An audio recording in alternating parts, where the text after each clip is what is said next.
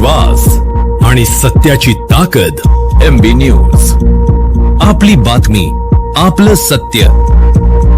परळी शहरातील गित्ते हॉस्पिटल या खासगी रुग्णालयात उपचारादरम्यान गर्भातील बाळाचा मृत्यू झाल्याच्या प्रकरणाने गंभीर वळण घेतले असून या प्रकरणाच्या चौकशीसाठी जिल्हा शल्य चिकित्सकांनी नियुक्त केलेली 4 सदस्यीय समिती परळीत दाखल झाली आहे. समितीने संबंधित गित्ते हॉस्पिटलला भेट देत प्राथमिक माहिती घेतली. गित्ते हॉस्पिटलच्या डॉक्टर कल्पना सचिन गित्ते या डॉक्टरांच्या कथित निष्काळजीपणामुळे गर्भातील बाळाचा मृत्यू झाल्याचा आरोप कुटुंबियांनी केला होता.